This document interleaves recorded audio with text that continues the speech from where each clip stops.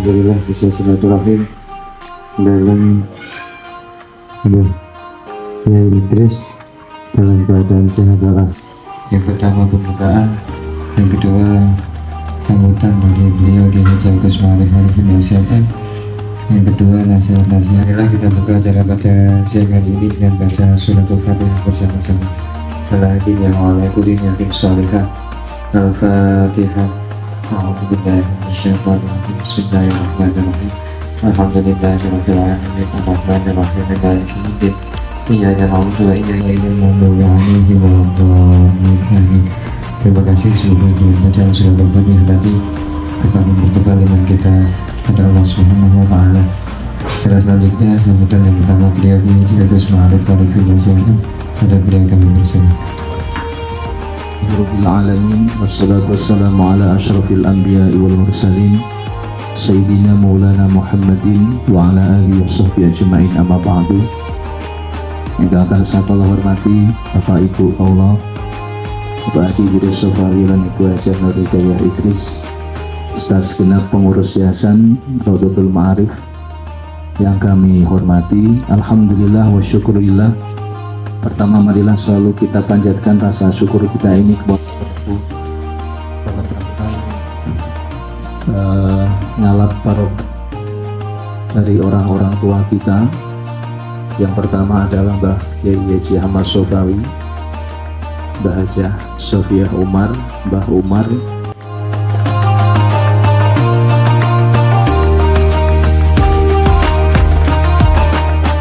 Karena itu 8 tahun ini anak-anakku semua adalah satu perjalanan yang tidak mudah untuk melewati ini. Ini membuktikan kalian semua bahwa jangan sampai lupa untuk selalu mendoakan dan minta doa sama kedua orang tua. Sebelum khatmul Quran ini, sebelum ziarah ini dilaksanakan, Abi sudah minta doa restu dulu pada orang tua Abi yang sudah meninggal di Pati.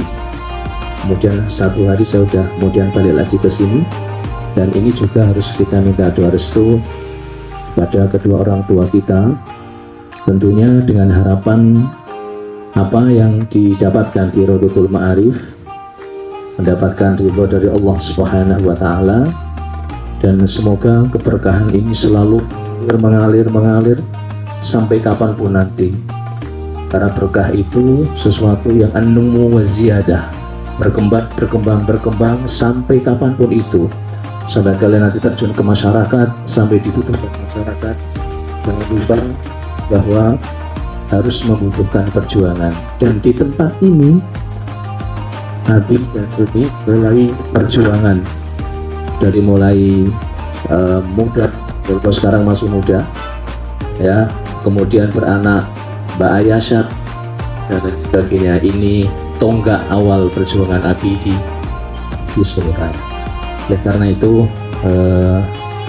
kami mewakili pengurus pondok Raudhatul Ma'arif, Bapak Ibu, nyuwun wejangan dan nasihat kepada para anak-anak kami yang insya Allah tanggal 1 Desember akan diwisuda Qur'annya, dengan harapan semoga wisuda nanti berjalan dengan baik, diberikan kemudahan oleh Allah Subhanahu wa Ta'ala, dan tentunya mendapatkan ilmu yang berkah, manfaat, maslahah di dunia wal akhirah. Amin Allahumma amin.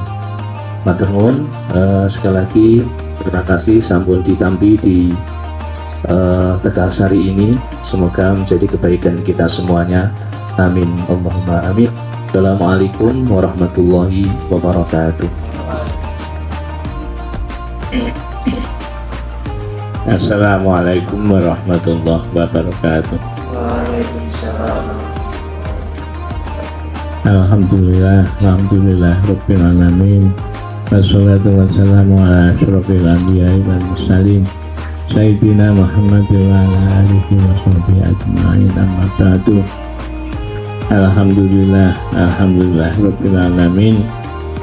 Pada siang hari ini saya mendapatkan kehormatan yang luar biasa dari anak-anakku sekalian yang sekarang ini menimba ilmu di pondok pesantren Raudatul Ma'arif. Alhamdulillah, ini jumlahnya berapa ini yang ikut? 50, 62. Kemudian alhamdulillah tadi sudah dikatakan bahwa ini akan ada apa itu khataman ya, merupakan khataman yang ke-8 ya, ke-8. Alhamdulillah. Ini semuanya ini hafalan Al-Quran atau campur? Alhamdulillah pada binazar ada. Alhamdulillah Rabbil Alamin. Saya senang sekali. Saya teringat waktu akan peletakan batu pertama di Sendanglo itu, suasananya sangat luar biasa, yaitu ada angin yang besar, itu bisa benar dunia ini jadi batu congol itu yang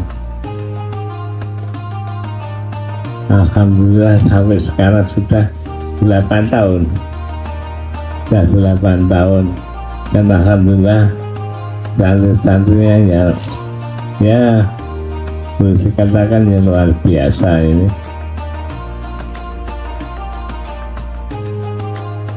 Ini yang dari Sukarja ada ini, ada ya, berarti ini campur ya, dari aliyah dan juga sanawiyah. Jadi Sendanglo itu kan tidak boleh untuk mengadakan pendidikan setingkat sanawiyah, itu tidak boleh, karena sudah ada. Alhamdulillah Raudatul Ma'arif yang di Sendanglo ini tingkatannya aliyah, kemudian yang di Sukarjo tingkatannya sanawiyah. Kedua-duanya alhamdulillah mempunyai murid, mempunyai santri-santri yang alhamdulillah juga sangat menambahkan pendidikan ala pondok pesantren Raudatul Ma'arif itu ahli sunnah wal jamaah. Ini pondok ini mengajarkan pendidikan ahli sunnah wal jamaah ini supaya murid-muridnya juga mengikuti ahli sunnah wal jamaah. Jadi tidak boleh melupakan apa yang diajarkan di pondok pesantren itu, harus menganut kepada ahli sunnah wal jamaah. Insya Allah kalau ahli murid juga setuju ya kalau ahli sunnah wal jamaah diterapkan di pondok itu, karena ternyata banyak yang sekolah di sana itu menunjukkan bahwa ahli murid juga cocok dengan ajaran ahli sunnah wal jamaah. Kemudian alhamdulillah ini tiap tahun kita mengadakan khataman. Ini berarti kan tiap tahun ini ada yang dikhatami. Alhamdulillah tiap tahun juga.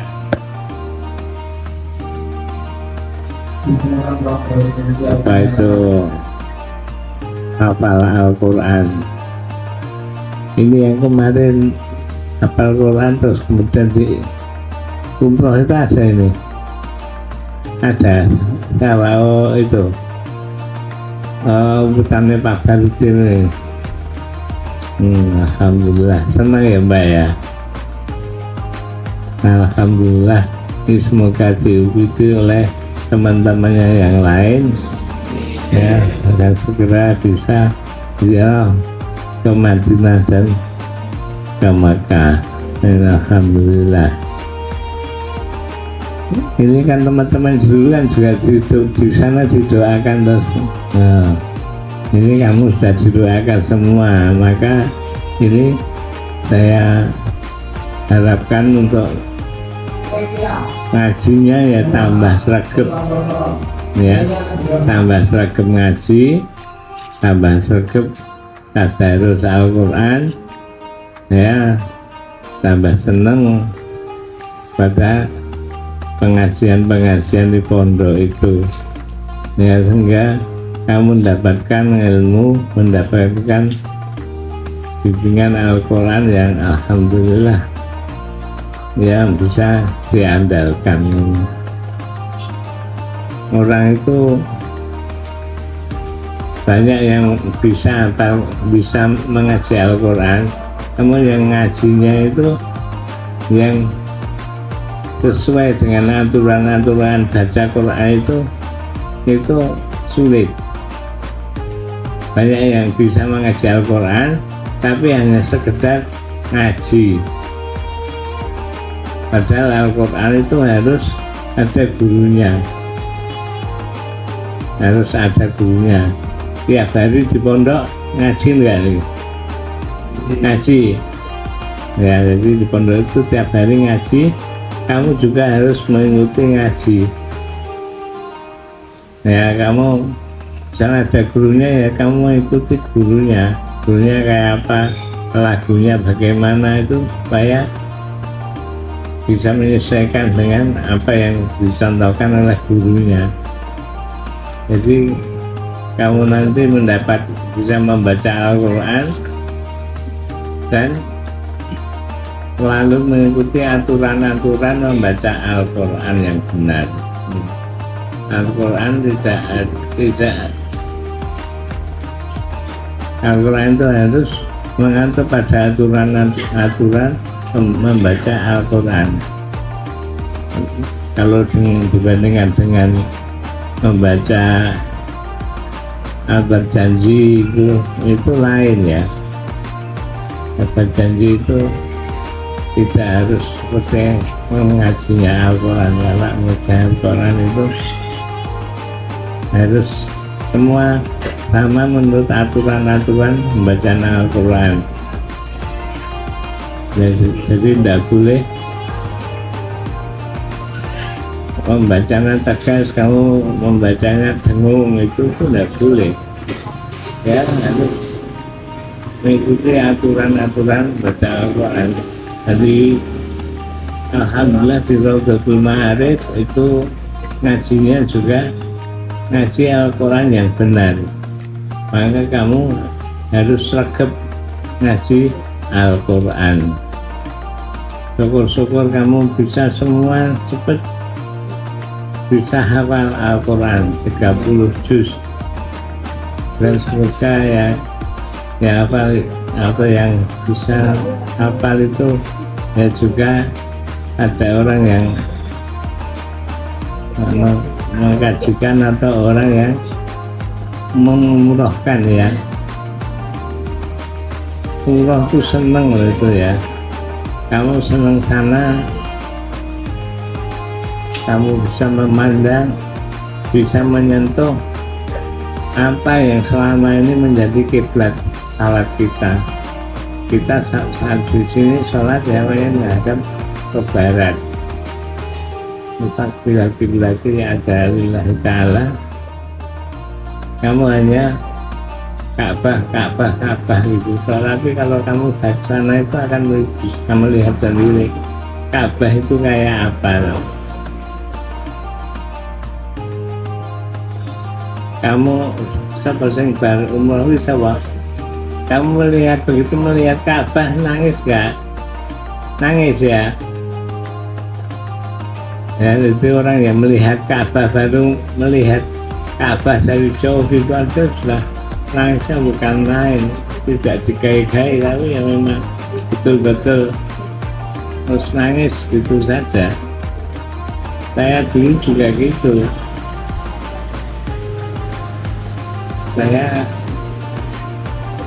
haji itu tahun 82, haji pertama 82 itu. Saya begitu melihat Ka'bah itu tidak bisa menahan untuk tidak menangis, itu tidak bisa menahan.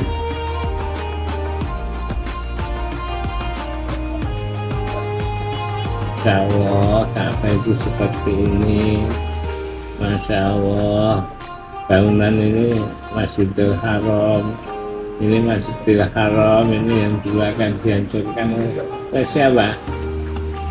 Ka'bah itu dulu akan dihancurkan siapa? Abraha, ya.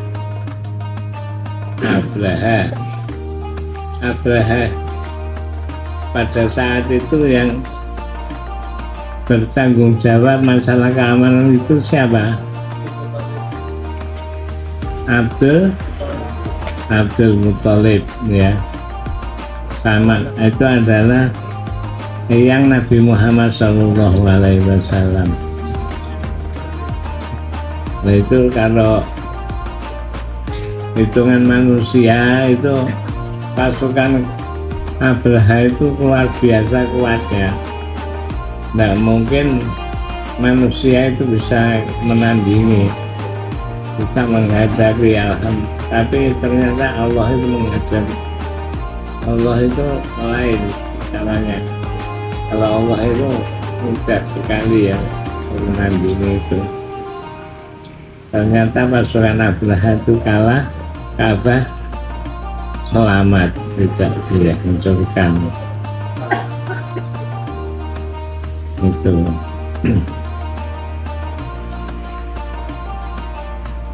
Kemudian untuk yang umroh itu dulu berapa hari di sana? 12 hari. 12 hari, ya. Itu semangat untuk belajar, khususnya mengaji Al-Quran dan pelajaran-pelajaran yang lain, sehingga kamu lepas dari pondok itu sudah mempunyai bekal ilmu yang bermanfaat, dan semoga manfaat di sini wa dunia wal akhirah. Amin ya rabbal alamin. Ya, untuk saat ini ya kesempatan saya cukupkan sekian. Jadi ibunya ini akan menambahkan.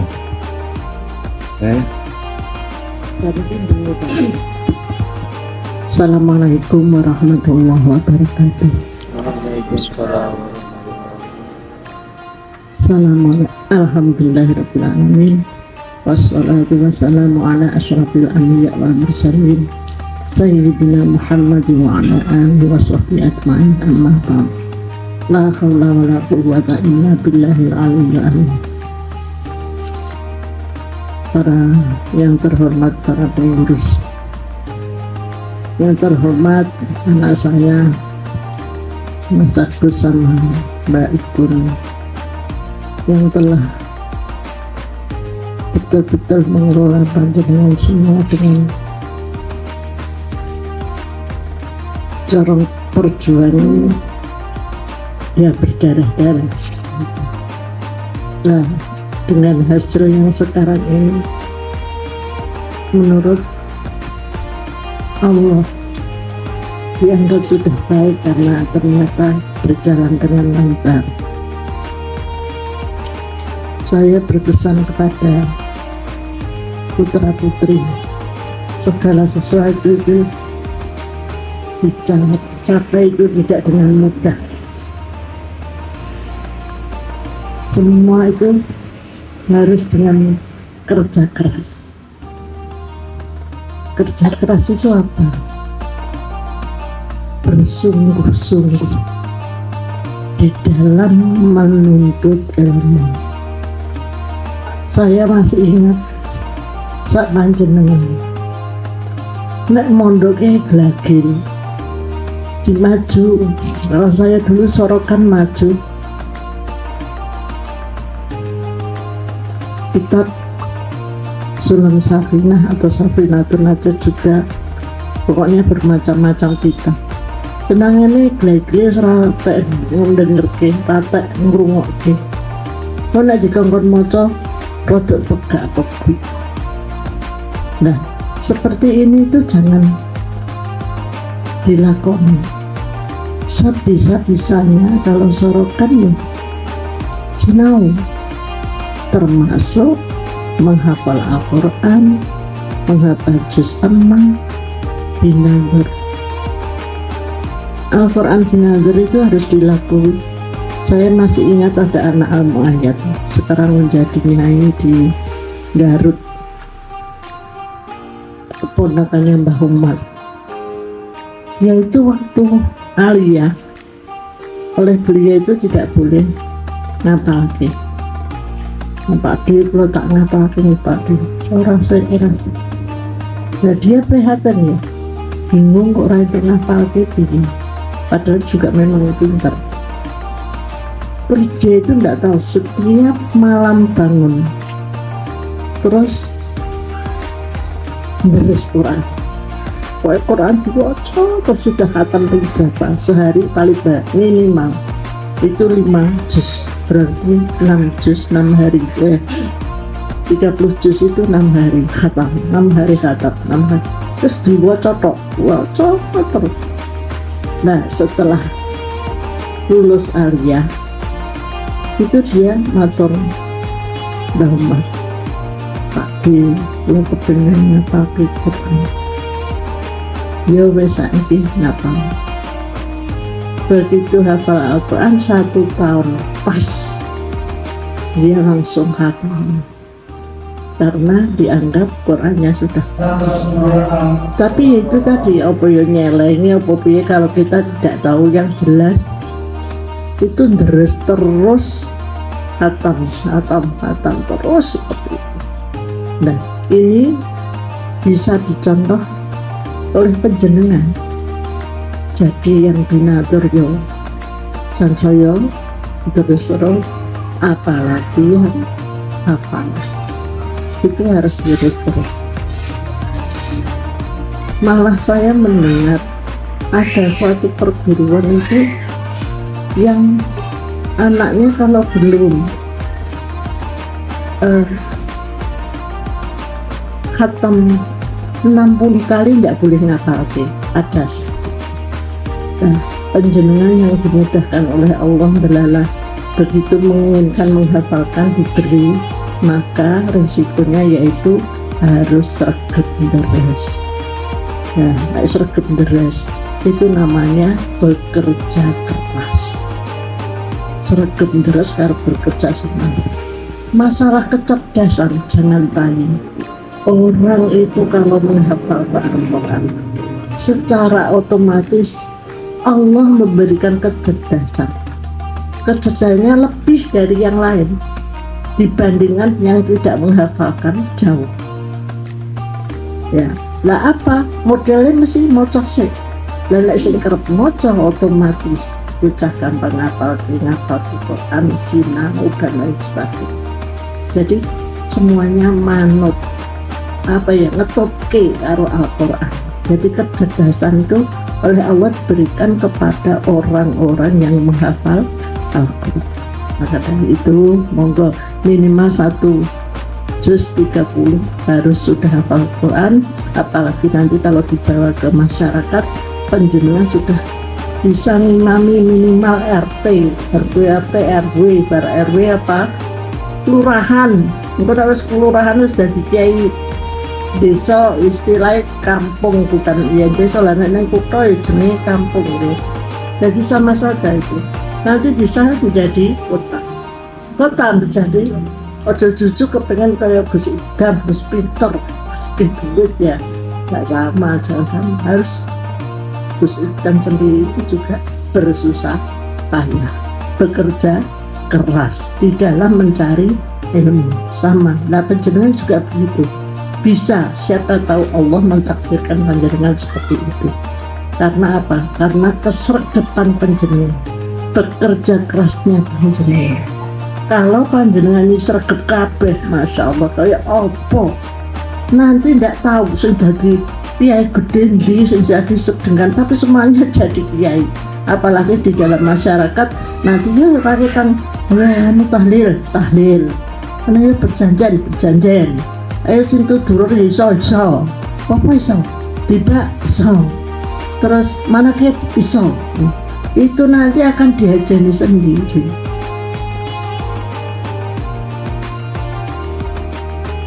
Yarfa'illahu alladzina amanu minkum walladzina utul ilma darajat. orang itu kalau berilmu nanti akan ditingkatkan derajat baru Gusti Allah. Dan saya kira ini cukup, yang penting kerja keras, semangat, Allah akan memberikan petunjuk panjenengan, menjadikan lancarnya panjenengan, diberikan ridho dari Allah, sukses selalu ya. Kemudian saya kira cukup, nanti Bapak yang akan memberikan doa. Oh ya, sekian, mohon maaf yang sebesar-besarnya. Saya dan Bapak yang sudah tua ini mesti banyak kesalahannya. Saya berdoa selalu kepada panjenengan, semoga sukses, semangat, kelancarannya lancar, hari ini mudah semuanya. Amin ya rabbal alamin. Wassalamualaikum warahmatullahi wabarakatuh. Yang belum pernah kesini ya, ini Umi itu ya di sini nih, masa kerjanya di sini dan di Pondok Al-Mu'allim itu. Terus ini adalah rumah Mbah Sofawi yang asli itu di sini ya. Jadi sebelum ada Pondok Al-Mu'allim itu sudah ada rumah ini. Dan lebih tua lagi, lebih sepuh lagi, masjid yang kalian pakai tadi untuk sholat itu masjid yang umurnya sudah 1 abad, hampir 1928, sama bareng dengan Sumpah Pemuda itu ya. Jadi sampai sekarang hitung dewe umurnya berapa ya. Yang jelas Umi belum hadir di dunia, apalagi kalian ya, seperti itu. Jadi kalau Bapak itu ya putranya Mbah Sofawi. Mbah Sofawi itu ya di sana itu fotonya yang pakai baju kuning itu ya. Kalau yang di sana itu Mbah Umar ya, seperti itu, untuk diketahui saja. Dan supaya tahu nanti kalau misalkan di kalender ada ya, kalender ada itu. Jadi supaya tahu. Jadi di sini ini jika bapaknya pondok pesantren Al-Mu'allim itu di rumah ini. Jadi di sekitar sini ya masih saudara-saudaranya ini semua. Cukup itu tambahan dari saya. Nah, tadi kan sudah sampai di masjidnya Mas Sofawi, masuk orang ngerti kan ya. Itu tadi. Jadi masjidnya itu sampai sekarang ya model masjidnya ya tetap seperti itu, tidak ada renovasinya, seperti itu masjidnya, masjid swasta. Kemudian di masjidnya itu adalah masjid Tegal Sari. Ini nih, masjid Tegal Sari itu ya ini. Itu adalah masjid swasta pertama yang digunakan untuk sholat Jumat pada waktu ini di kota Solo. Karena dulu yang boleh untuk sholat Jumat itu Masjid Agung Solo, Masjid Mangkunegaran, Masjid Kepatihan, benar Pak? Masjid Kepatihan, kemudian Masjid Laweyan, kemudian di Soroto kalau sama Tegal Sari itu swasta. Jadi swasta itu bukan miliknya pemerintah pada masa itu, dan sekarang pun juga bukan milik pemerintah juga, milik yayasan Takmirul Masjid ya, seperti itu. Itu saya cukupkan informasinya seperti itu saja. Semoga ada manfaatnya ya. Nanti kalau misalkan tidak bersama Umi kesini ya silahkan untuk mampir ke masjid itu kembali, silahkan monggo.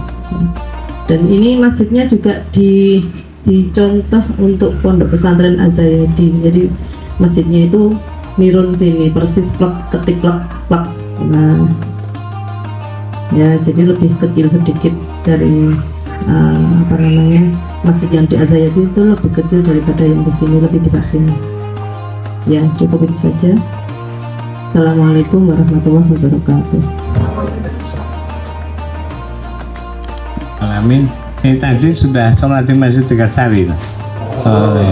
Nah itu masjid swasta pertama di Surakarta itu. Jadi dulu itu masjid-masjid itu yang membuat itu keraton Kasunanan. Sini ada Kasunanan dan satunya apa, Mangkunegaran.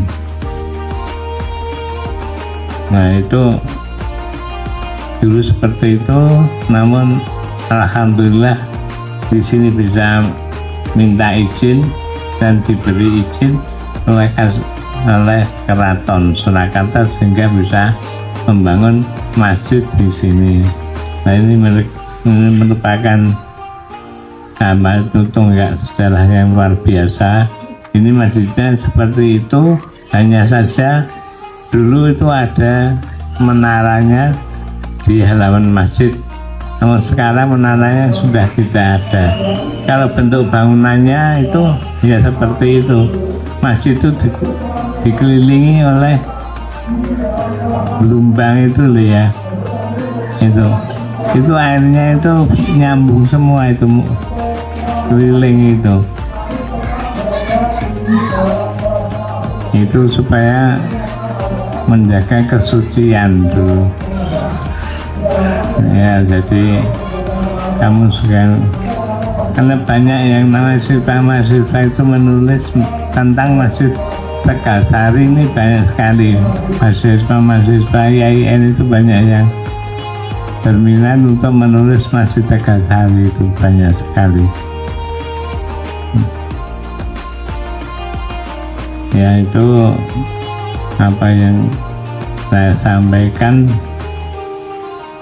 sehingga merupakan suatu informasi yang bisa kalian pegang mengenai masjid, khususnya Masjid Tegalsari yang merupakan cikal bakal dari Pondok Pesantren Al-Muayyad, Pondok Pesantren Raudhatul Ma'arif. Ini tidak bisa lepas dari Masjid Tegalsari. Al-Fatihah. Alhamdulillah. Bismillahirrahmanirrahim. Ma'ahu ikamtunazitah ya Rabbana lakal hamdu kama yanbaghi lijalali wajhika wa anikusitanik. Allahumma salli wa sallim ala sayyidina Muhammad bil qulubi wa dawiha wa adil wa syabaiha wa nasri wa jayah wa ala sahbihi salim. Allahumma salli ala sayyidina Muhammad al-fatih al-ma'ulik al-khatim lima sakul imam rahmatul haqqa billahi sururikal mustaqim wa ala alihi haqqa qadrihi wa amtadihi azim. Rabbana atina fid dunya hasanah wa fil akhirati hasanah wa qina adzabannar. Rabbana zalamna anfusana wa illam taghfir lana tarhamna lanakunanna minal khasirin. La ilaha illa anta subhanaka inni kuntu minadh dhalimin. Allahumma ahsin aqibatana fil umuri kulliha wa ajirna min khizyi wa adzabil akhirah. Allahumma zidna ilman nafi'an wa amalan shalihan wa kulla wa rizqan halalan katsiran wa qina dunya akhirah. Wa istiqamatan fi ta'atillah wa sabran bi husnil khatimah. Allahumma baligh lana bima rahmah. Rabbana hab lana min azwajina wa dhurriyyatina qurrata a'yun waj'alna lil muttaqina imama. Allahumma hasin maqasidana wa qdi hajatina wa hajatina. Allahumma hasin maqasidana wa qdi hajatina wa hajatina wa qdi hajatina. Rabbana atina fid dunya hasanah akhirat hasanah wa qina adzabannar. Wassallallahu ala sayyidina Muhammadin nabiyil ummi wa ala alihi wasallam. Subhana rabbika rabbil izzati amma yasifun, salamun alal mursalin walhamdulillahi rabbil alamin. Al-Fatihah.